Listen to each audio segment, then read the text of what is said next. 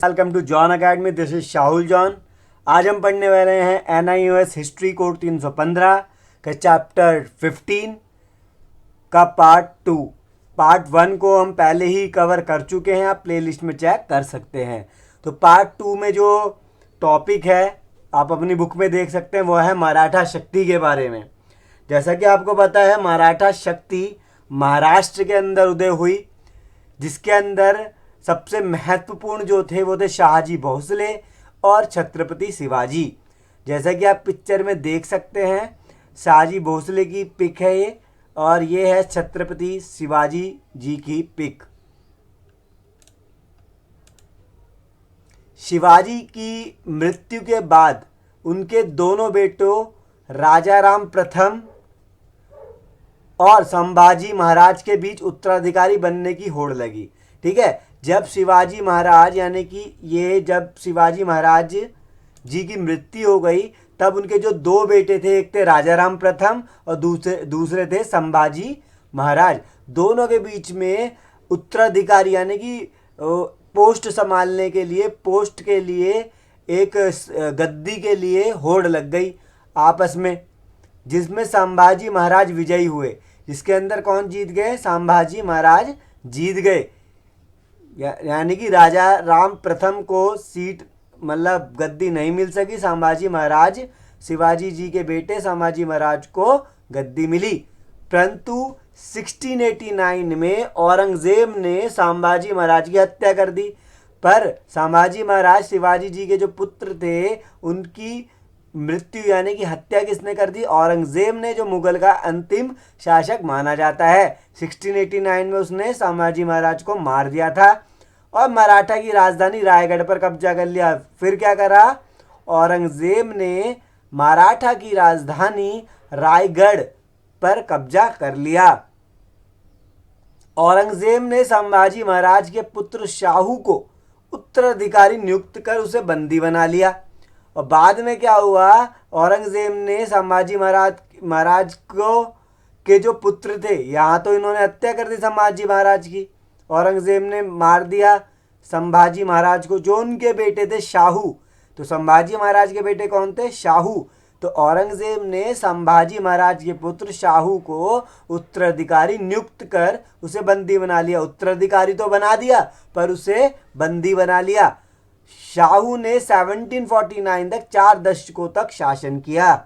ठीक है, तो शाहू थे जो संभाजी महाराज के बेटे थे, उन्होंने 1749 तक 4 दशकों तक शासन किया।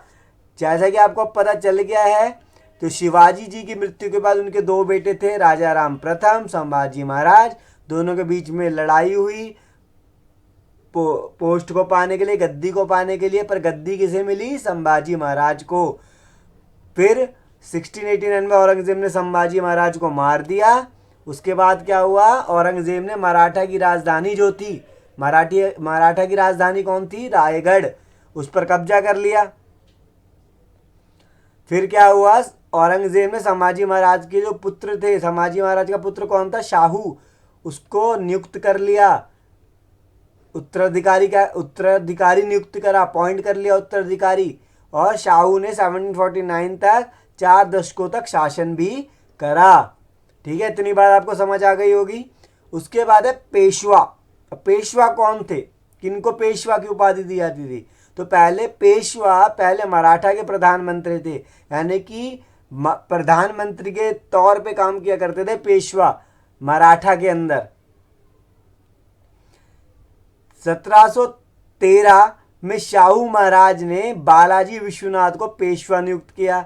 जब 1713 आया, जब शाहू महाराज, ये जो शाहू महाराज है जो उत्तराधिकारी बनाया था औरंगजेब ने जिनको, उसने यानी कि शाहू महाराज ने बालाजी विश्वनाथ को पेशवा नियुक्त कर दिया।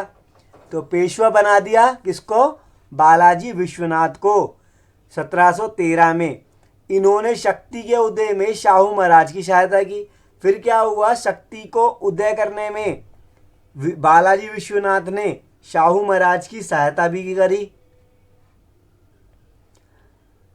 विश्वनाथ और उनके उत्तराधिकारी बाजीराव प्रथम, विश्वनाथ और उनके उत्तराधिकारी बाजीराव प्रथम, विश्वनाथ जी के बालाजी विश्वनाथ जी के उत्तराधिकारी कौन थे? बाजीराव प्रथम। यह आपको बात ध्यान रखनी है। 1720 से 1740 तक थे। ने आधिकारिक तौर से मराठा राज्य को अच्छा प्रबंध दिया। आधिकारिक तौर से मराठा राज्य को अच्छा प्रबंध दिया, यानी कि अच्छे से, जैसा कि पहले नहीं हो सका था वैसा अच्छा काम करा विश्वनाथ और उनके उत्तराधिकारी बाजीराव प्रथम ने। उन्होंने शुल्क ग्रहण करने की प्रथा को व्यवस्थित किया। उन्होंने एक व्यवस्था को बनाया, प्रथा को व्यवस्थित करा जो शुल्क ग्रहण करेगी, यानी कि टैक्स को प्राप्त करा करेगी, कलेक्ट करा करेगी। साथ ही उन्होंने भूराजस्व के मूल्यांकन तथा संग्रहण करने के उपाय को ज़्यादा मजबूत किया। साथ ही क्या हुआ, उन्होंने भूराजस्व यानी कि भूमि के द्वारा लिया गया टैक्स, तो भूराजस्व के मूल्यांकन तथा संग्रहण करने के उपाय को ज़्यादा मजबूत किया। किसने मजबूत करा? विश्वनाथ और उनके उत्तराधिकारी बाजीराव प्रथम ने। ये भी बहुत मेन बात है। सरदेश मुखी और चौथ दोनों शुल्क ग्रहण करने के अनुपात को बताते हैं। एग्जाम में कई बार आता है कि सरदेश मुखी और चौथ के बारे में आप क्या जानते हैं, तो आपको लिखना है सरदेश मुखी और चौथ दोनों शुल्क ग्रहण करने के अनुपात को बताते हैं। और ये भी एग्जाम में आता है कि पेशवा के कार्य बताने हैं, तो इसमें से थोड़े बहुत कार्य आप यहाँ लिख सकते हैं। ठीक है, अब हम आगे बढ़ते हैं अहिल्या बाई के बारे में। ये कौन थी, इनकी उपलब्धियां क्या थी, एग्जाम के पॉइंट ऑफ व्यू से बहुत जरूरी है। तो अहिल्या बाई होलकर साधारण से किसान के घर में पैदा हुई एक महिला थी, जिन्होंने सदैव अपने राज्य और वहाँ के लोगों के हित में ही कार्य किया। तो अहिल्या बाई कौन थी? एक किसान की बेटी थी और इन्होंने लोगों के हित में ही हमेशा काम किया था। उनके कार्य की प्रणाली बहुत ही सुगम एवं सरल है। उन्होंने जो भी काम करा बहुत ही सरलता से करा, बहुत ही सुगमता से करा, अर्थात उन्होंने अपने राज्य के लोगों के साथ बड़े ही प्रेम पूर्वक एवं दया के साथ व्यवहार किया। और जो भी उनके राज्य के लोग थे उनके साथ उन्होंने बहुत ही अच्छे से दया पूर्वक काम करती थी, उनके साथ वो प्रेम पूर्वक काम करा करती थी। उन्होंने कई युद्धों में अपनी सेना का नेतृत्व भी किया था और हाथी पर सवार होकर वीरता के साथ भी लड़ी थी। तो उन्होंने हाथी पर सवार होकर वीरता से भी लड़ चुकी थी अहिल्या बाई। वे मालवा प्रांत की महारानी थी। ये बहुत मेन बात है, कहाँ की महारानी थी अहिल्या बाई? मालवा प्रांत की।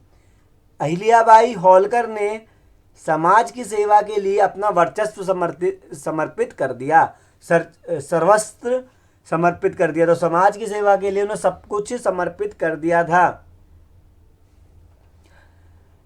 और साथ ही साथ ये भी पूछा जाता है कि इनकी उपलब्धियां क्या थी।